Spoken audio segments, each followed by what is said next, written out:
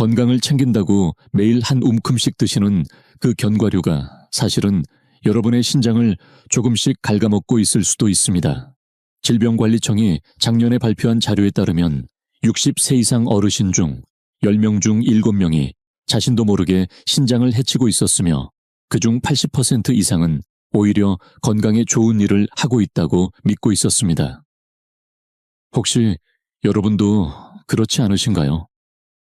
매일 아침 시장에 가셔서 장을 본 김에 견과류 한 봉지를 사오시고 저녁에 TV를 보며 조금씩 드시면서 그래도 과자보단 낫지 라고 생각하시지는 않나요? 하지만 알고 계셨나요? 바로 그 건강해 보이는 습관이 여러분의 신장을 마치 과부하 걸린 기계처럼 쉴 틈 없이 혹사시키고 있다는 사실을요.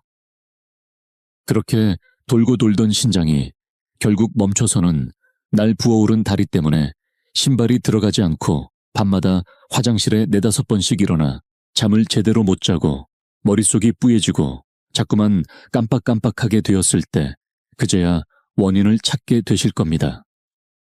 그런데 그 범인은 다름 아닌 바로 그 손에 들려있던 습관성 간식일 수 있습니다. 작년 겨울 저는 서울의 한 대학병원 외래에서 72살의 박 어르신을 진료한 적이 있습니다.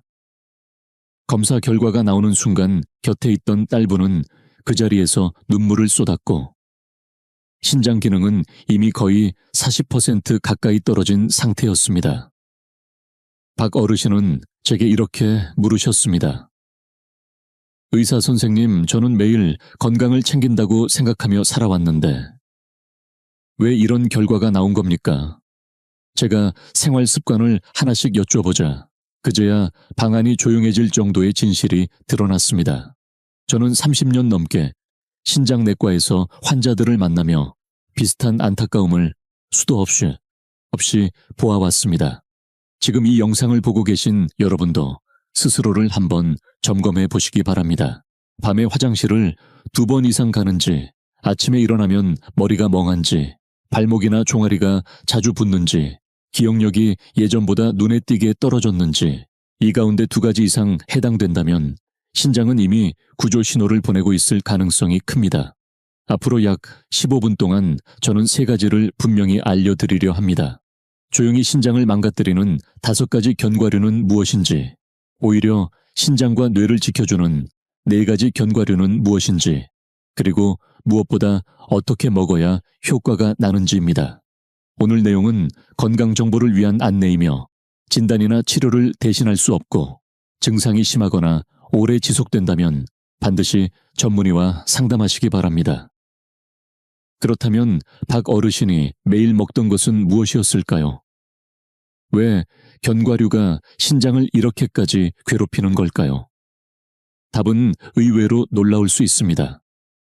많은 분들이 묻습니다. 젊을 때는 괜찮았는데 왜 60을 넘기면 문제가 생기느냐고요. 그 이유에는 잘 알려지지 않은 비밀이 있습니다. 신장을 집에서 쓰는 정수기에 비유해 보십시오. 젊을 때는 필터가 새 것이라 피를 걸러내는 일이 빠르고 수월하지만 60을 넘기면 필터가 서서히 낡기 시작합니다. 국내 의과대학의 10년 추적 연구에 따르면 60 이후 신장의 여과 능력은 해마다 약 1%씩 감소해 70이 되면 젊을 때보다 30에서 40%나 떨어집니다. 이는 1시간 만에 끝내던 일을 이제는 2시간이 걸려야 처리한다는 뜻입니다.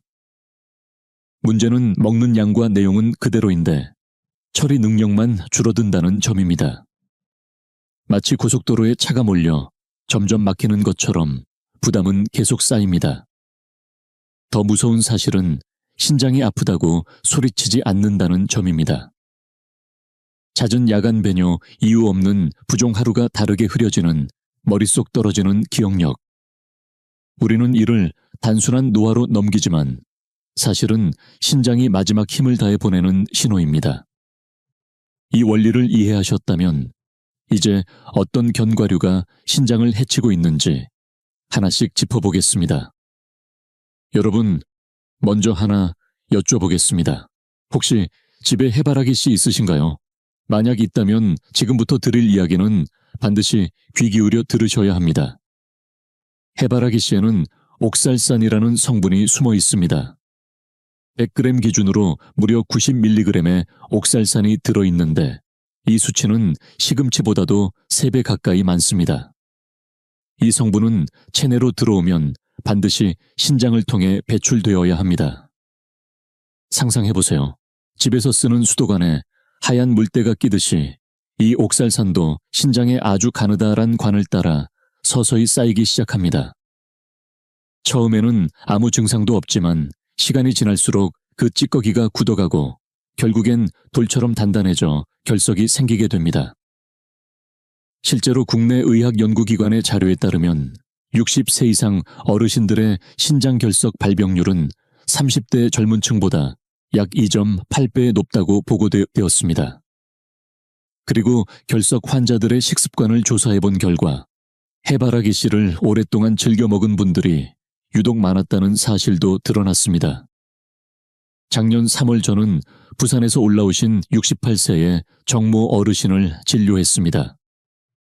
정 어르신은 은퇴한 시내버스 기사셨고 딸이 함께 병원에 오셨습니다. 딸이 제게 이렇게 말했습니다. 선생님, 아버지가 요즘 이상하세요. 화장실에서 볼일을 보고도 물을 몇 번씩 내리시고 계속 변기가 고장났다고 하세요. 제가 정 어르신께 복부 초음파 검사를 권했더니 오른쪽 신장에 지름 1.2cm 크기의 결석이 발견되었습니다. 식습관을 여쭤봤더니 아주 자연스럽게 이렇게 말씀하셨습니다. 저녁에 TV 보면서 해바라기 씨 조금 집어먹는 게 습관이 됐어요. 하루에 한 줌도 안 됩니다. 여러분, 바로 그 한 줌이 68세의 신장에는 이미 큰 부담이 되고 있었던 겁니다. 문제는 여기서 끝이 아닙니다. 정 어르신은 해바라기 씨를 드실 때 맥주도 함께 드시는 습관이 있으셨습니다. 알코올은 체내 수분을 빠르게 빼앗아가고 탈수 상태에서는 옥살산이 훨씬 더 빠르게 결정화되어 신장에 달라붙습니다. 물이 부족한 수도관에 물때가 더 쉽게 끼는 것과 같은 원리입니다. 결국 정 어르신은 처해 충격파 결석 분쇄술을 받았고 다행히 회복은 잘 되셨지만 저에게 하신 말씀이 지금도 기억에 남습니다. 선생님, 이게 이렇게 위험한 줄 알았으면 절대 안 먹었을 겁니다. 그 흔하디 흔한 해바라기 씨가 이렇게 해로운 줄은 몰랐어요. 여러분, 이제 아시겠죠? 해바라기 씨의 가장 큰 문제는 바로 이 옥살산입니다. 그렇다면 두 번째 견과류는 어떨까요? 이번 견과는 더 조심하셔야 합니다. 이유는 단순합니다. 많은 어르신들이 이 견과를 신장에 좋다고 믿고 있기 때문입니다. 아마 여러분도 한 번쯤은 들어보셨을 겁니다. 호박씨는 신장을 보한다. 하지만 제가 꼭 말씀드려야 할 진실이 있습니다. 이 말은 수십 년째 잘못 전달되어 온 오해입니다. 호박씨에는 두 가지 주요 미네랄이 아주 풍부하게 들어 있습니다. 바로 칼륨과 인입니다.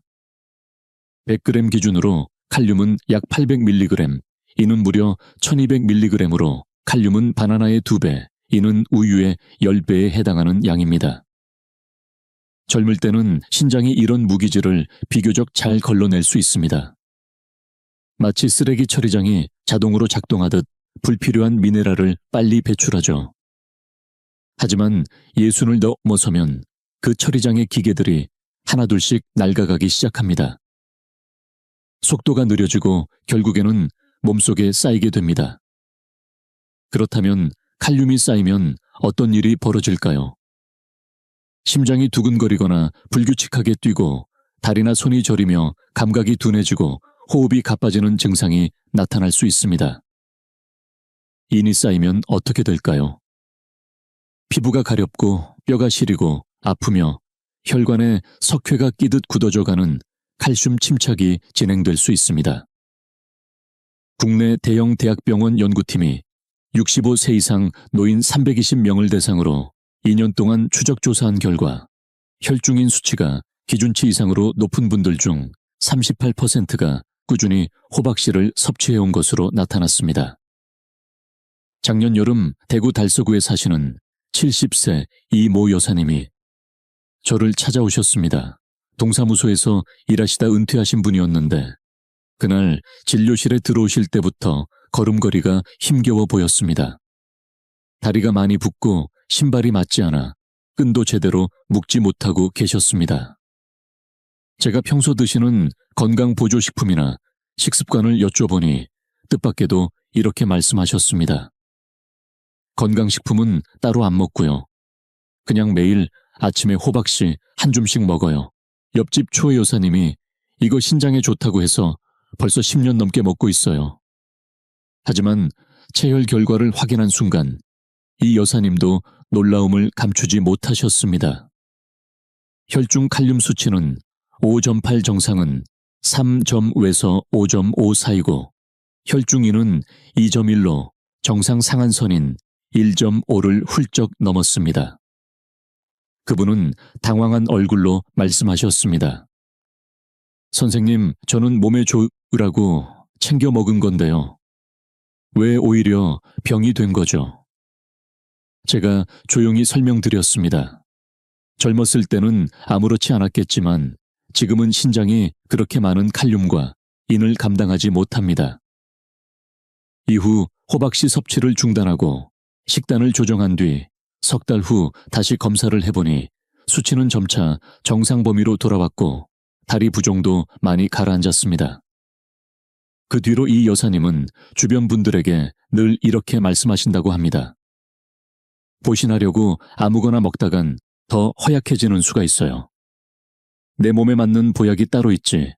남 말만 믿고 덮어놓고 먹다간 큰일 납니다. 해바라기 씨의 문제는 옥살산이었고 호박 씨의 문제는 과도한 칼륨과 인이었습니다. 세 번째 견과류는 영양소 자체가 문제가 아닙니다. 진짜 문제는 눈에 보이지 않는 독성 물질에 있습니다. 더 놀라운 건 이 견과가 너무 흔하다는 점입니다. 거의 모든 집에 있고 누구나 쉽게 사 먹는 가장 저렴한 간식 중 하나입니다. 하지만 그 속에는 생각보다 비싼 대가가 숨어 있습니다. 바로 땅콩입니다. 땅콩에는 두 가지 위험이 숨어 있습니다. 첫 번째는 아플라톡신입니다. 땅콩은 저장 환경이 나쁘거나 오래되면 쉽게 곰팡이가 피고 그 과정에서 강력한 독소인 아플라톡신이 생성됩니다. 세계보건기구에서는 이 물질을 1급 발암물질로 지정하고 있을 정도입니다. 식약처의 검사 자료에 따르면 시중에 유통 중인 땅콩 가공 제품 중 약 8%에서 아플라톡신 기준 초과 검출이 확인되었으며 특히 포장 없이 판매되는 벌크 땅콩의 경우 그 위험이 훨씬 더 큽니다. 이 독소는 간뿐 아니라 신장에도 심각한 손상을 일으킵니다.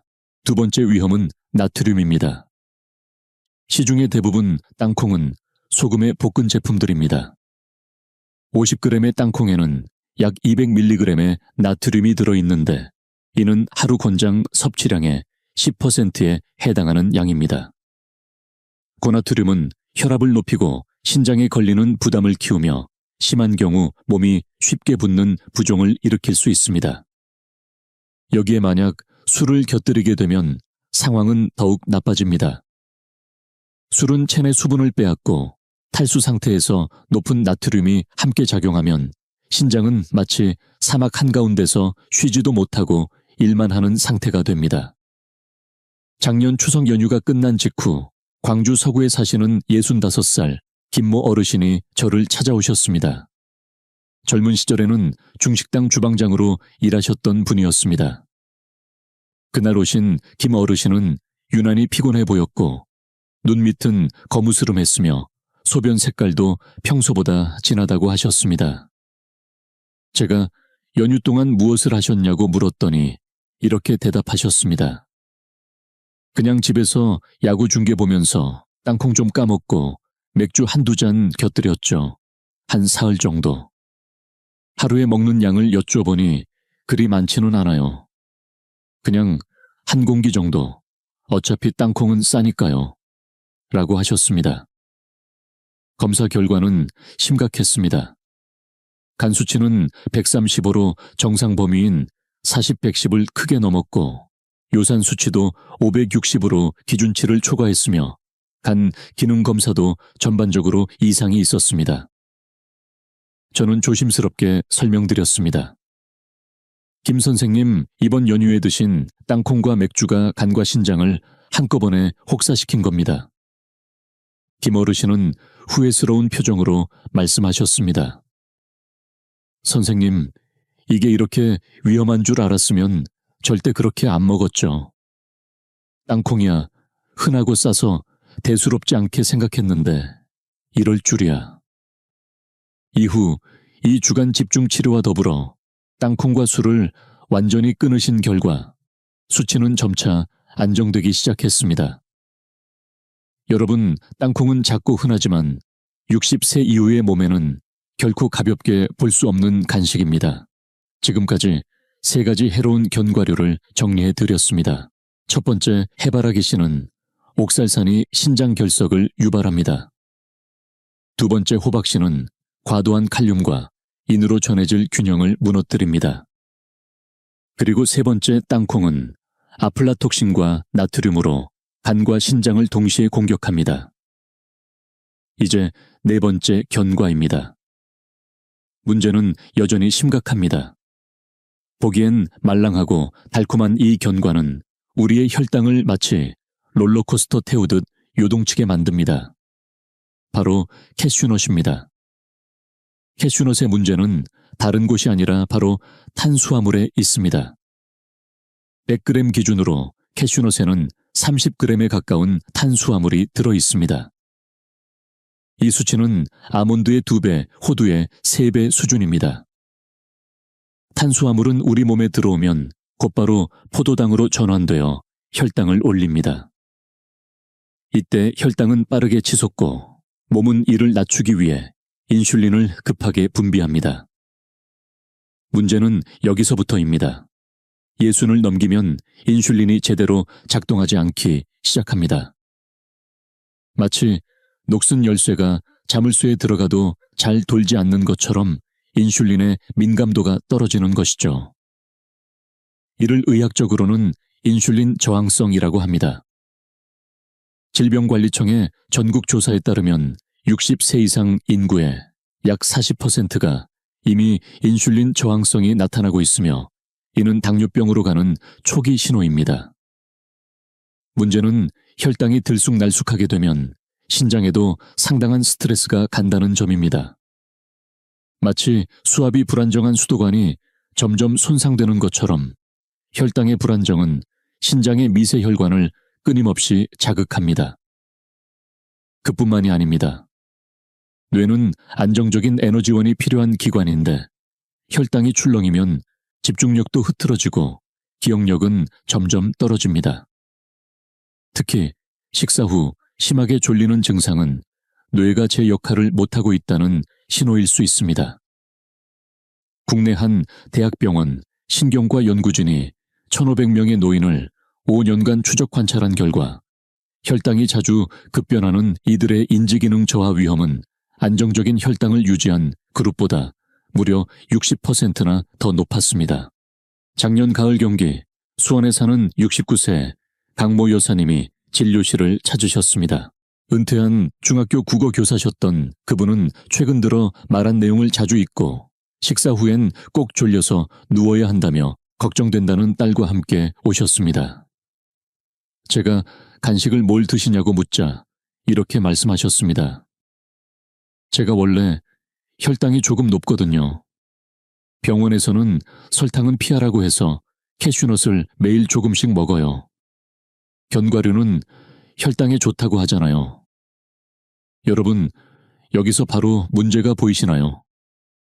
캐슈넛은 분명 견과류이지만 그 안에 탄수화물 함량은 결코 낮지 않습니다. 실제로는 흰쌀밥과 큰 차이가 없을 정도로 혈당을 빠르게 올릴 수 있는 음식입니다.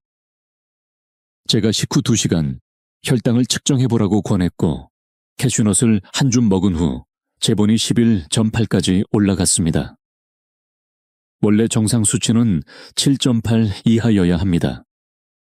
저는 강 여사님께 캐슈넛 대신 아몬드로 바꾸고 하루 한 줌 이하로 줄이시되 식사 후 15분간 산책을 권했습니다. 3주 뒤 다시 오셨을 때 혈당은 8.5로 내려왔고 요즘은 머리도 한결 맑고 기억력도 예전보다 나아진 것 같아요. 라고 웃으셨습니다. 그리고 이렇게 덧붙이셨습니다. 나는 그동안 좋은 줄 알고 했던 건데 알고 보니 내 몸에는 오히려 안 좋았더라고요. 견과류도 골라야 하네요. 여러분, 지금까지 4가지 견과류를 소개해드렸습니다. 해바라기 씨는 옥살산으로 결석을 부르고 호박씨는 칼륨과 인과다로 전해질 균형을 깨뜨리며 땅콩은 독소와 나트륨으로 간과 신장을 동시에 해치고 캐슈넛은 높은 탄수화물로 혈당을 흔들고 인슐린 저항을 불러옵니다. 마지막 5번째 견과는 다소 의외일 수 있습니다. 가격이 비싸기 때문에 많은 분들이 비싸면 좋은 것이라 믿기 쉽지만 실제로는 60세 이후의 몸에는 정반대일 수 있습니다. 때로는 소박한 밥상에 올라온 조선 된장과 쌈채소가 값비싼 고급 식재료보다 더 깊이 몸을 살립니다. 오늘 말씀드릴 이 견과는 바로 마카다미아입니다. 문제는 단 하나, 바로 지방입니다. 마카다미아 100g에는 무려 76g의 지방이 들어있습니다. 비율로 보면 76% 거의 버터와 맞먹는 수준입니다. 그렇다면 왜 이런 고지방 식품이 60세 이후에는 부담이 될까요?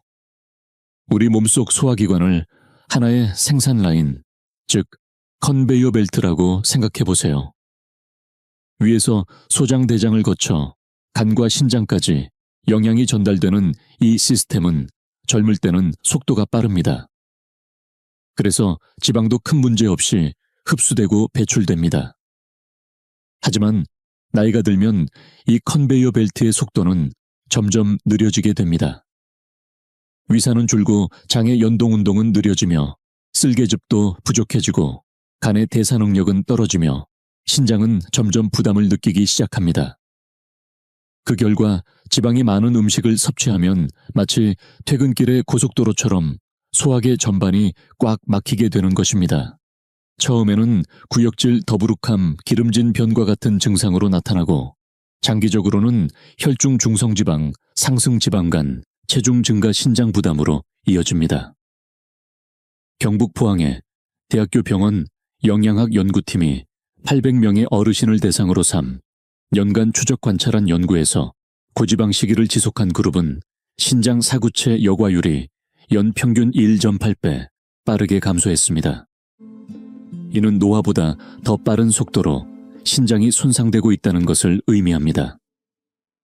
올해 설 연휴 직전 대전 유성구에 사는 74세의 정동기 어르신이 외래 진료를 오셨습니다. 은퇴한 건축기술자이신데 아드님이 먼저 말씀하셨습니다. 선생님, 저희 아버지가 요즘 3달 새에 4kg이나 찌셨어요. 배도 많이 나왔고 밤에도 화장실을 여러 번 가세요. 저는 식습관에 어떤 변화가 있었는지 물었습니다. 정 어르신은 이렇게 말씀하셨습니다. 딱히 없는데요. 작년에 아들이 설 선물로 마카다미아를 사왔는데 이게 고소하니 맛있어서 매일 뉴스 볼 때마다 몇 알씩 먹어요. 몇 알이 얼마나 되는지 여쭈었더니 한 줌 정도 한 15, 20알쯤이라고 하셨습니다. 검사 결과는 놀라웠습니다. 체중은 62에서 66kg로 증가했고 중성지방 수치는 1.2에서 3, 5로 급등 사구체 여과율은 72에서 58로 급락했습니다. 저는 조심스럽게 말씀드렸습니다. 어르신 하루에 드신 마카다미아 한 줌이 사실상 반 공기 분량의 기름을 매일 드신 셈이에요. 간도 신장도 그 부담을 버티기 어렵습니다. 정 어르신은 깜짝 놀라시며 말씀하셨습니다. 아니 그렇게 비싼 건데 몸에 좋을 줄만 알았지 해로울 거라곤 생각도 못했네요. 그 후로 마카다미아를 끊고 식단을 조절하셨고 2달 뒤 다시 오셨을 때는 체중이 3kg 줄고 중성지방은 2.1로 내려갔으며 야간요도 매일 4회에서 2회로 줄었습니다. 정 어르신은 마지막에 이렇게 말씀하셨습니다. 이제야 알겠어요. 비싸다고 다 좋은 건 아니고 내 몸에 맞는 게 진짜 좋은 거더라고요. 이렇게 오늘 소개해드린 5가지 견과류는 각기 다른 방식으로 우리 몸 특히 신장을 해치고 있습니다. 해바라기 씨는 옥살산으로 결석을 부르고 호박 씨는 칼륨과 인의 과다로 전해질 균형을 무너뜨리며 땅콩은 곰팡이 독소와 나트륨으로 간과 신장을 동시에 해칩니다. 캐슈넛은 높은 탄수화물로 인해 혈당을 출렁이게 만들고 인슐린 저항성을 유발하며 마지막으로 마카다미아는 과도한 지방으로 인해 소화기계는 물론 신장에도 큰 부담을 줍니다. 그렇다면 이제 궁금하실 겁니다. 도대체 어떤 견과류를 먹어야 할까요? 지금부터 소개할 4가지 견과는 오히려 신장을 보호하고 뇌 건강에도 큰 도움이 됩니다. 값비싼 것도 아니며 가까운 재래시장이나 마트에서도 쉽게 구할 수 있는 것들입니다. 많은 분들이 제게 묻습니다. 선생님, 그럼 저는 뭘 먹어야 하나요? 걱정하지 마세요. 자연은 이미 우리에게 답을 준비해 두었습니다. 지금부터 하나씩 살펴보겠습니다. 만약 80이 넘은 어르신이 저에게 딱 하나만 고르라고 하신다면 저는 망설임 없이 이 견과를 추천할 겁니다. 바로 브라질 너트입니다. 이 작은 견과에는 셀레늄이라는 미량 영양소가 풍부하게 들어있습니다. 단 2알이면 셀레늄을 하루 권장량 이상 섭취할 수 있습니다. 셀레늄이 무슨 역할을 하느냐고요? 우리 몸을 자동차라고 보면 셀레늄은 녹을 막아주는 윤활유 같은 존재입니다. 쉽게 말해 세포가 녹슬지 않게 지켜주는 항산화 성분입니다. 신장과 뇌는 특히 산화 스트레스에 약한 기관입니다. 셀레늄은 이 2 기관에 일종의 보호막을 씌워주는 셈이죠. 대한영양학회 전국조사에 따르면 60세 이상 인구의 약 35%가 셀레늄을 제대로 섭취하지 못하고 있습니다. 셀레늄이 부족하면 피로가 쉽게 쌓이고 면역력도 저하되며 기억력과 집중력도 떨어집니다. 심장과 혈관에도 부담이 가중되죠. 서울대병원 노인의학과는 10년에 걸쳐 2,000명의 어르신을 추적했습니다. 그 결과 셀레늄을 충분히 섭취한 그룹은 인지기능이 급격히 떨어질 확률이 셀레늄 부족 그룹보다 47% 낮았습니다. 올해 1월 부산 동래구에 사시는 68세 박정순 어르신이 저를 찾아오셨습니다. 은퇴하신 초등학교 선생님이신데 따님이 걱정스레 말씀하셨습니다. 선생님, 저희 엄마가 요즘 계속 멍하다고 하세요. 머리가 자주 띵하고 집중도 잘 안 되고요. 혈액검사 결과 혈중 셀레늄 수치는 0.58이었습니다. 정상이 0.7 이상인데 꽤 낮은 수치였죠. 저는 하루에 딱 하나 아침 식사 30분 후 브라질 너트를 한 알만 드시라고 권했습니다. 다른 건 바꾸지 않아도 된다고 말씀드렸습니다. 3주 뒤 박 어르신이 다시 오셨습니다. 선생님, 요즘 확실히 머리가 맑아졌어요. 책도 다시 읽게 되고 할 일도 기억이 잘 나요. 혈중 셀레늄 수치도 0.8까지 회복되었고 전보다 확연히 달라진 모습이었습니다. 박 어르신이 마지막에 이렇게 물으셨습니다. 아니, 이 조그만 견과 하나가 그렇게 대단한가요? 저는 웃으며 대답했습니다. 우리가 간절히 필요한 건 늘 큰 고기나 비싼 음식이 아닐 수도 있습니다. 몸이 딱 필요로 하는 영양소 하나가 없을 때 삶의 질은 눈에 띄게 달라질 수 있습니다. 섭취 방법은 간단합니다. 아침 식사 후 30분쯤 뒤 하루에 한 알만 드시면 됩니다. 절대 많이 드시면 안 됩니다. 셀레늄은 과다 섭취 시 오히려 독이 될 수 있기 때문입니다. 하루 한 알이면 충분합니다.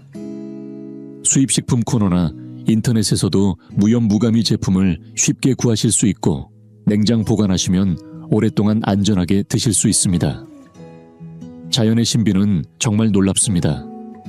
신기하게도 생김새가 뇌처럼 생긴 음식이 실제로 뇌를 보호해주는 역할을 합니다.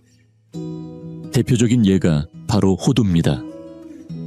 호두에는 오메가3 지방산, 특히 알파리놀렌산이 풍부하게 들어있습니다. 이 성분이 무슨 역할을 할까요? 우리 뇌는 수많은 세포들로 구성되어 있는데 각각의 세포를 둘러싼 막이 있습니다. 쉽게 말해 마치 집 바깥을 감싸고 있는 외벽과 같은 구조죠. 젊었을 때는 이 세포막이 유연하고 탄력이 있어서 뇌의 신호 전달이 빠르고 원활합니다. 그러나 나이가 들수록 이 막이 점점 딱딱해지고 부서지기 쉬워집니다. 마치 오래된 벽지가 갈라지는 것처럼 말이죠. 오메가3은 이 벽지에 칠하는 보호 코팅제 같은 역할을 합니다. 세포막을 부드럽고 유연하게 유지해주는 역할을 하죠. 하버드 의대의 연구팀은 무려 2만 명의 노년층을 20년 동안 추적 관찰했습니다. 그 결과 일주일에 5번 이상 호두를 섭취한 사람들은 심혈관 질환의 위험이 20% 낮았고 인지기능도 훨씬 오래 유지되었습니다. 더욱 놀라운 점은 호두가 신장의 염증 반응을 줄이고 신장 속 사구체가 산화되는 것을 막아주는 효과까지 있다는 사실입니다. 서울의 한 대학병원 신장내과 연구팀은 300명의 노년층을 대상으로 2년 동안 관찰한 결과 매일 호두를 섭취한 그룹은 단백뇨 수치가 현저히 낮았고 그렇지 않은 그룹보다 신장 기능 저하 속도가 훨씬 느렸습니다. 지난해 겨울 대구 달서구에 사는 이른한 세김용선 어르신이 저를 찾아오셨습니다. 퇴직한 전기 기술자였던 김 어르신은 요즘 부쩍 깜빡깜빡한다고 했습니다. 아들이 걱정스러운 표정으로 말씀하셨죠. 선생님 아버지가 최근엔 본인 말도 까먹으시고 자꾸 기운이 없으세요. 저는 아침 식사와 점심 사이 오전 10시쯤에 호두를 매일 6에서 7알 정도 드시라고 권유드렸습니다. 약 30g 정도 되는 양인데 생으로 된 호두를 요구르트나 두유에 곁들여 드시면 더욱 좋습니다. 3달 뒤 김 어르신의 아들이 다시 찾아왔습니다. 선생님 아버지 상태가 정말 많이 좋아지셨어요. 기억력도 돌아오시고 혈압도 안정됐습니다. 라고 환하게 웃으셨죠. 호두는 어떻게 드시는 게 좋을까요? 매일 아침 10시쯤 생호두를 6알 정도 드시는 걸 추천드립니다. 절대 볶거나 설탕에 절이지 마시고 그냥 생으로 드셔야 합니다. 그리고 한 달 안에 다 드시는 게 좋기 때문에 냉장 보관하시고 한 주 분량씩 미리 소분해 두시면 과식도 막고 깜빡하는 일도 줄일 수 있습니다. 혈당이 자꾸 널뛰듯 오르락내리락 하신다면 지금부터 말씀드릴 이 견과가 여러분의 구원자가 될지도 모릅니다. 바로 아몬드입니다. 아몬드는 식이섬유가 아주 풍부한 견과류로 100g당 무려 12g의 섬유질을 함유하고 있습니다. 이는 흔히들 건강에 좋다고 알려진 캐슈넛의 3배에 달하는 양입니다. 그렇다면 식이섬유가 우리 몸에 어떤 도움을 줄까요? 간단히 말해 식이섬유는 음식이 위와 장에서 천천히 소화되도록 도와줍니다. 덕분에 혈당이 급격히 치솟는 일이 줄어들고 부드럽게 올라갔다가 안정적으로 유지되게 되는 것이죠. 마치 자동차가 갑자기 밟는 급가속 대신 천천히 부드럽게 가속하는 느낌이라고 생각하시면 됩니다. 이 방식이 훨씬 연료도 절약되고 안전하듯 혈당도 그렇게 다뤄야 건강해집니다.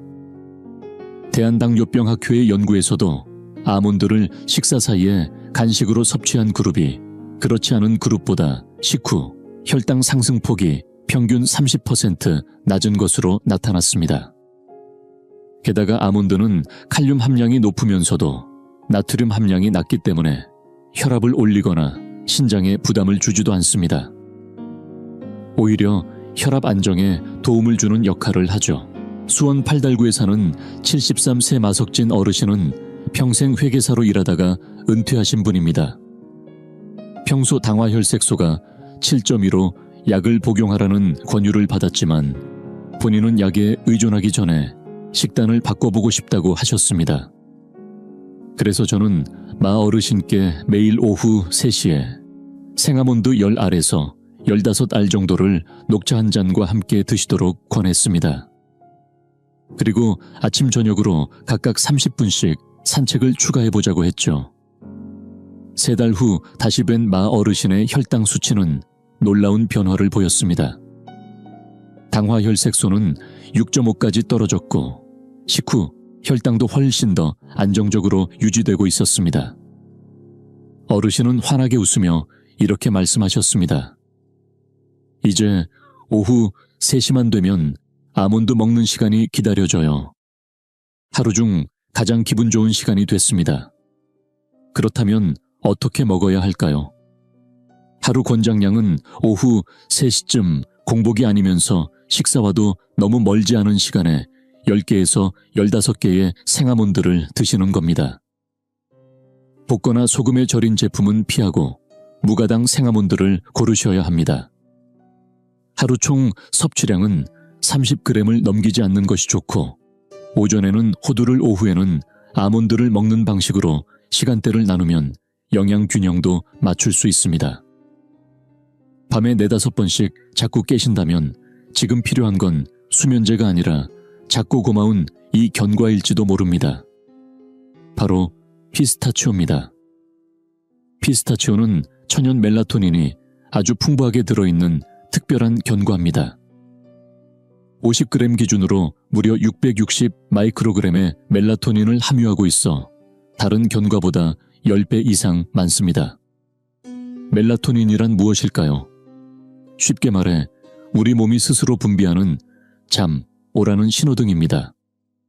해가 지면 뇌에게 이제 그만 쉬자고 알려주는 호르몬이죠. 그런데 나이가 들면 이 멜라토닌 분비량이 눈에 띄게 줄어듭니다. 특히 60세가 넘으면 분비량이 절반 이하로 떨어지기 때문에 밤에 자주 깨고 새벽에 일찍 깨는 일이 부쩍 많아집니다. 국가수면연구소의 통계에 따르면 60세 이상 어르신 중 약 40%가 다양한 형태의 수면장애를 겪고 있습니다.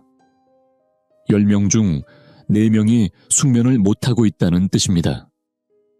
피스타치오는 수면제를 대신하는 약은 아니지만 우리 몸이 원래대로 자연스럽게 숙면의 리듬을 되찾도록 도와주는 역할을 합니다. 대전 중구에 사는 75세 임정순 할머니는 원래 하룻밤에 4번까지 깨곤 하셨습니다. 깰 때마다 다시 잠들기 힘들어서 새벽까지 뒤척이기 일쑤였죠. 제가 권해드린 건 간단했습니다. 잠자기 1시간 전 따뜻한 우유 한 잔과 함께 피스타치오 15알에서 20알 정도를 드셔보시라고 했습니다. 3주 뒤 임 할머니는 이렇게 말씀하셨습니다. 이젠 많아야 2번, 어떤 날은 한 번도 안 깨고 자요. 자고 일어났을 때 몸이 훨씬 가볍고 개운해졌어요. 잠의 질이 바뀌자 하루의 시작이 달라졌다고 하셨습니다. 그럼 어떻게 드셔야 할까요? 밤 9시쯤 잠들기 1시간 전에 피스타치오 15알에서 20알 정도를 준비하시고 따뜻한 우유 한 컵과 함께 드시면 됩니다. 반드시 무가염 무첨가 원물 그대로의 피스타치오를 선택하시고 너무 늦게 드시면 소화가 안 되고 너무 일찍 드시면 효과가 희미해질 수 있습니다. 잠들기 정확히 1시간 전 그 타이밍이 가장 좋습니다. 자, 여러분, 지금까지 신장을 보호하는 4가지 좋은 견과류에 대해 말씀드렸습니다. 이제 제가 직접 사용하고 있는 하루 견과 루틴을 시간대별로 정리해 드릴게요. 아침 7시, 아침 식사 후 30분쯤에 브라질 너트 한 알, 오전 10시에는 호두 6에서 7알 정도를 요거트와 함께 드시면 좋습니다. 점심 12시는 일반 식사만 하시고 견과는 쉬어갑니다. 오후 3시에는 아몬드 15알을 녹차와 함께, 밤 9시 잠들기 1시간 전에는 피스타치오 20알과 따뜻한 우유 한 잔, 하루 총량은 40g 이내로 조절하시면 충분합니다. 이 일정표가 도움이 되셨다면 좋아요. 한번 눌러주시고 댓글에 저장했습니다. 한마디 남겨주세요. 제가 여러분이 진심으로 따라오고 계신지 확인할 수 있는 작은 신호가 됩니다. 자, 지금까지 정리해 보겠습니다. 주의해야 할 5가지 경과는 이렇습니다. 첫째, 해바라기 씨는 옥살산이 많아 신장 결석을 유발할 수 있습니다. 둘째, 호박 씨는 칼륨과 인이 과다에 전해질 불균형을 일으킬 수 있습니다. 셋째, 땅콩은 아플라톡신과 나트륨이 많아 간과 신장을 동시에 해칩니다. 넷째, 캐슈넛은 탄수화물이 높아 혈당을 급격히 올립니다. 다섯째, 마카다미아는 지방 함량이 너무 높아 60세 이후 소화기에 부담을 줍니다. 반면에 추천드리는 4가지 견과는 다음과 같습니다. 브라질 너트는 셀레늄이 풍부해 강력한 항산화 작용을 합니다. 호두는 오메가3이 풍부해 뇌와 신장을 보호합니다. 아몬드는 식이섬유 덕분에 혈당 조절에 탁월하고, 피스타치오는 멜라토닌 덕분에 숙면에 도움을 줍니다. 이제 5가지 기본 원칙을 기억하세요. 첫째, 견과류는 식사 대용이 아닌 간식으로만 드세요. 둘째, 무염 무가당 가공되지 않은 원물 그대로를 선택하세요. 셋째, 하루 총량은 40g 이하로 제한하세요. 넷째, 개봉 후 30일 안에 냉장 보관하여 드세요. 다섯째, 이미 신장 질환이 있거나 혈압약, 당뇨약을 복용 중이시라면 반드시 의사와 상의 후 섭취하세요. 혹시 기억이 잘 안 나신다면 괜찮습니다. 지금 화면 캡처하거나 영상을 저장해 두시면 됩니다. 실제로 많은 환자분들이 이 방법을 실천하신 후 눈에 띄는 변화를 경험하셨습니다. 첫째 주에는 야간요 횟수가 4번에서 3번으로 줄고 수면의 질이 개선되기 시작했고, 둘째 주에는 머리가 맑아지고 다리 부종이 덜하며, 셋째 주부터는 기억력이 되살아나고 하루가 훨씬 활기차졌다는 분들이 많았습니다.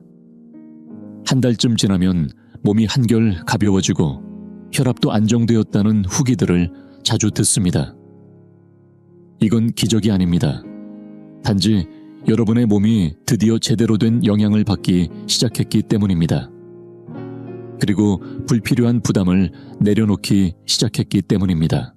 저는 30년 넘게 신장내과에서 환자들을 만나왔습니다. 너무 많은 어르신들이 그저 조금만 일찍 알았더라면 피할 수 있었을 병으로 투석실에 누워 계시는 모습을 봤습니다. 그때마다 마음이 참 무겁습니다. 특히 그분들 대부분이 좋다고 믿고 먹은 것 때문에 병을 키웠다는 사실이 너무나 안타깝습니다. 우리는 노화를 멈출 순 없습니다. 하지만 어떻게 늙어갈지는 스스로 선택할 수 있습니다. 점점 약해지고 누군가의 손을 빌려야 하는 삶이 아니라 맑은 정신과 건강한 몸으로 손주들을 안아줄 수 있는 노년을 원하신다면 그 시작은 바로 오늘, 바로 지금 여러분이 먹는 음식에서 시작됩니다. 건강은 멀리 있는 목표가 아닙니다. 오늘, 내일, 그리고 매일의 작은 선택이 쌓여서 만들어지는 결과입니다. 오늘부터 딱 한 가지 견과류만 바꿔보는 것부터 시작해보세요. 이 길 저와 함께 천천히, 그러나 꾸준히 걸어가 봅시다. 마지막으로 다시 한번 강조드립니다. 현재 신장 질환이 있거나 혈압약, 당뇨약을 복용 중이신 분들은 반드시 주치의와 상의 후 조절하셔야 하며, 오늘 드린 내용은 건강한 노년층을 위한 일반적인 식이 가이드입니다. 가능한 한 해마다 정기적으로 혈액 검사와 소변 검사를 통해 신장 기능을 확인하시고 이상이 생기기 전에 바로잡는 것이 무엇보다 중요합니다. 오늘 영상이 도움이 되셨다면 4가지 부탁을 드립니다. 첫째, 좋아요로 응원해주세요. 더 많은 어르신들에게 이 영상이 닿을 수 있도록요. 둘째, 구독 버튼을 눌러주세요. 앞으로도 실용적인 건강 정보를 꾸준히 전해드리겠습니다. 셋째, 가족과 친구, 특히 60세 이상 부모님께 꼭 공유해주세요. 넷째, 댓글로 여러분의 경험을 나눠주세요. 그 한 줄의 경험이 다른 분께는 큰 도움이 될 수 있습니다. 저는 서울 신촌에 있는 신장내과 전문의 김준호입니다. 신장 건강만을 30년간 연구해온 현장 전문가로서 다음 영상에서도 여러분께 꼭 필요한 정보를 진심으로 전달드리겠습니다. 우리 다음 시간에 또 만나요.